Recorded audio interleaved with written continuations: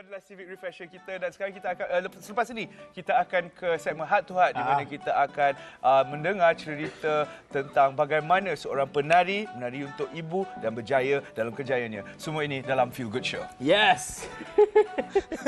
Kau tak boleh leret kita kan.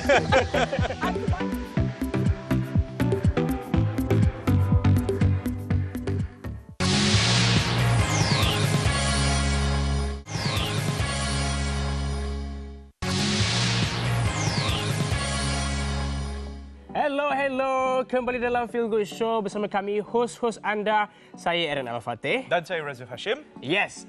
Dan sekarang ni kita dalam segmen seperti mana Razif yang ada tease sikit tadi.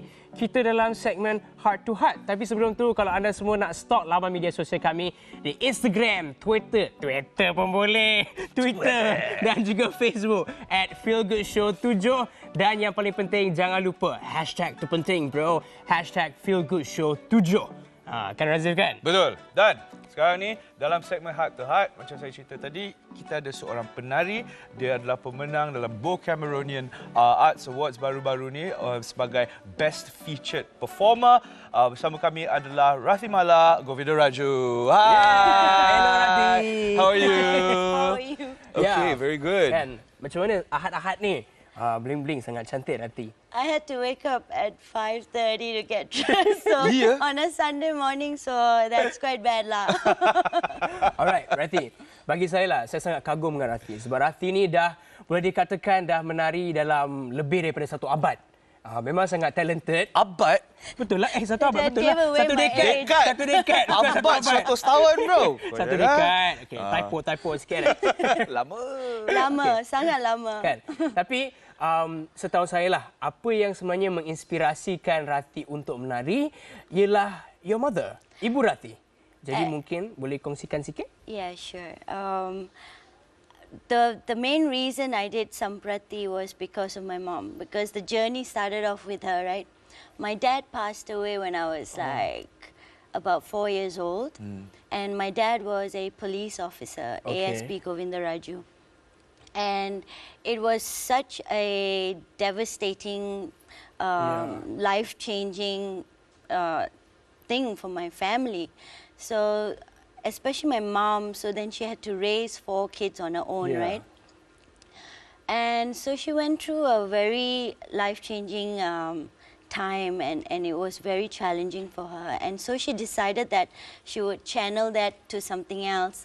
And then so she decided that because I was dancing, every time I watched Kamal Haasan on TV, and then I saw wanna dance, that time Salenge Oli was playing, so I was like so inspired when I dance. So she was like, okay, let's send me to a dance school. So I think we chose Temple of Fine Arts because it was the most popular at that time. So when Bila joined, and then she was like, she started, volunteering to help out in the kitchen, and she would be there, and I was like, I loved dancing so much, so I would stay there the entire day, and she would also stay there the entire day and help out in the kitchen. She would cook and everything for everybody, because there was a canteen, right? So she would serve and everything. And so that sort of gave her a very holistic healing. And because there was singing, I was also in Sangeetam classes, and there was music and dance, and that sort of, healed her. So, jadi pada masa itu adakah itu permulaan restoran Anna Lakshmi? No, I don't think they started the Anna Lakshmi at that time. It was just the canteen for the students and the parents.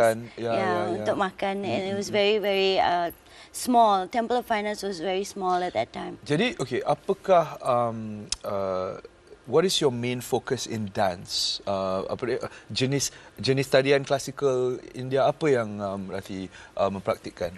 Well, for me, the form of dancing is much more, at this age and time, I feel everything is one, because I look at it as a physical movement and expressing through from your heart, right? Jadi dia bukan tertakluk kepada sejenis style macam audisi ke? So there is the tradition, of course, and because I've been trained in traditional Indian classical dance, Bharatanatyam, Odissi, and then you do ballet, classical, and to train and also to know your history and the myths of the stories of Indian classical dance. But from there, you try to find your own voice and your own way of expressing, right? Tadi Rati ada sebut yang mula suka menari bila tengok orang menari, kan? Yes. Jadi masa tu umur berapa tu? I think I was 7 years old, Okay. 6 years old. Tapi masa tu umur 7 tahun. Tapi Yeah. bila Rati dah mencecah umur mungkin 16, 15, Yeah. 17 kan? Apa yang sebenarnya yang membuatkan macam, saya nak teruskan menari. Saya nak jadi seorang penari profesional. That I think was Ramli Ibrahim. Ramli Ibrahim was the mentor, right? So he opened the doors because I only knew Indian dance. I only knew what was shown on TV. Okay. But he opened our eyes to other kinds of dancing. So he sent me to American Dance Festival. Wow. He sent me all around the world. Wow. Even Balinese dance. I stayed in Bali for 2 months. And then he sent me to Kelantan to stay there to look at Mak Yong and everything like that. So not only, that's why I think dance is very universal. Betul. And it's an expression, it's also a healing. And therefore, connecting back to my mom, even though she didn't dance, I think she danced through me. So, yeah. That's so sweet. That's right, yeah. But that's why I thought, while she's still here, she's 70, she's 76 years old now. And I don't want to think about how it's going to be when she's not around. But I would like to tribute something for her while she is around. Yeah. So therefore, I decided, I hate doing solo dances. Bila menari, seorang is not as fun as dancing in a group, right? Yeah. Because you're connecting and reacting. But when you dance a solo, it's much more of very serious, and you need to project that roles and stories, and there's a lot of pressure. Yeah. Betul? So I always try to avoid dancing solo, I and see. I like always having Kolaborasi. collaborations yeah. and everything. Rathi, kita ada video VT. Jom kita lihat sekejap apa yang kita boleh tengok. Here we go. There we go. This is your solo dance walaupun you tak suka. No, Ni nak apa tadi? tarian apa ni? this is Odissi. This is classical Odissi. Okay. And this one was like, I wanted to show the gruesome part of the goddess. Usually the goddesses are always very beautiful and pretty. Yeah. But Jadi- I wanted to show the anger and the ugly side of her, which is also beautiful actually. Tapi saya percaya yang Radhi kalau nak suruh dia menari itu memang sangat sekejap, kan? Sebab Radhi memang dah lama menari. Tapi untuk tarian yang tadi kita dah tunjuk tu, berapa lama sebenarnya kebiasaannya lah Radhi untuk menguasai certain movement ataupun certain tarian tu? Well, I think the basic thing is to get trained for at least 5 years. Okay. You get a very good foundation, and then later on, actually, you never stop learning, right? Betul. You keep improving, Betul. and your body keeps changing and changing. Betul. So you always have to adapt and keep learning. So I would say if you want to do a solo performance, usually they take 15 years. Wow. Yeah, it is a very... Rathi, ni dekat mana Rathi? Yang ni dekat This mana? is at Malacca for MAP Festival. I was invited to go and do site-specific work at the church, St. Paul. Formosa? No, St. Paul. Oh, it's St. Paul. St. Paul. And then they challenged me because the floor is very unbalanced, right? So they said, "Boleh tak? Can you manage to dance on that floor?" I said, I want to take the challenge. I want to do it, So, but then we've been trained. We've danced on the roads and everywhere. Betul. But this one was a big challenge because the floor was completely, It was, yeah. unstable. tak stabil lah. Tak stabil, yeah. Tapi memang But saya... then I managed. So sometimes challenges like that gives me like a goal. Okay, I want to do this show because I want to overcome that Betul. obstacle, right?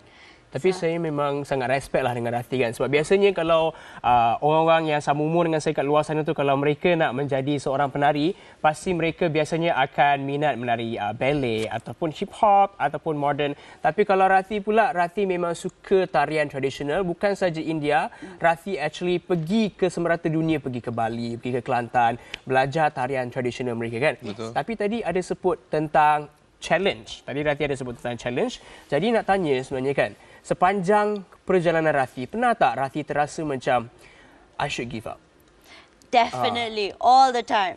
All the time? All the time. Even now? Okay, tapi all the time pun, okay, Rathi, jom kita tengok sebuah klip di mana Rathi memenangi sebuah, the award, BOH Cameronian Awards, you know what I mean? Let's have a look at this. So, there you go. That was your award day, wasn't Yes, it? Yes, I forced my mom to go up to receive it on behalf, So sweet. Because I know that Samprati was much a tribute to her, and I think she was the one who wanted me to do the show. And I dedicated the entire Samprati to her, so I thought it was most appropriate to have her to receive the award. That's amazing. That's so sweet. Yeah. Tapi, So jadi balik kepada Giving up setiap hari kan. So tapi the fact is you didn't give up. That sebab itulah Rathi berada di atas pentas tu bersama Ibu Rathi kan. Tapi apakah secret ataupun rahsia Rathi untuk walaupun nak give up tapi untuk meneruskan perjalanan setiap hari? I think when you're at the verge of giving up, something happens. Betul. And usually I think I've been very blessed and lucky in that way that every time I'm at the verge of giving up, thinking there's no funding, there's no support, there's no money, I cannot just dance and perform, my body's getting old. Yeah.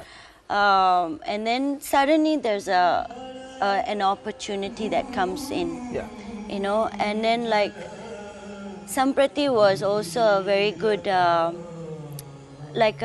think no one gave me that opportunity. I gave myself an opportunity, and the black box was actually at Segambut by Now Theatre. So they said, we'll give you the space for free. And then I had people come up to me and gave me money. Can you, use this for whatever that you need? And I made posters.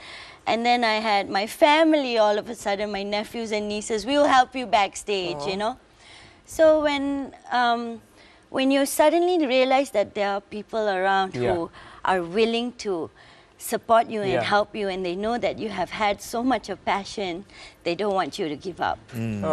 Jadi tu kiranya bila saya dengar benda tu sebenarnya saya macam nak menangis juga. Tapi saya rasa Rathi sangat bersyukur kan. Sebab keluarga Rathi, macam Rathi cakap tadi, anak-anak buah Rathi, semua sekarang ni sokong Rathi kan. Tapi mungkin boleh kongsikan sikit lah kepada penonton Feel Good Show, kepada mereka yang kat luar sana, mungkin mereka nak jadi seperti Rathi, nak cuba ataupun nak menjadi seorang penari klasikal yang tradisional. Mungkin Rathi boleh berikan sepatah dua kata kepada mereka? Well, I think even though you will face a lot of obstacles and challenges and a lot of hardship, especially financially, if you want to dance, you will somehow find a way to dance. So, if somebody really wants to dance, they will somehow find a way to dance. So I hope you will find your way in dancing. Even if you have a full-time job, you have kids at home, or you have a family that you cannot, allocate time to rehearse or do a show, if you really want to dance, you will find a way to dance.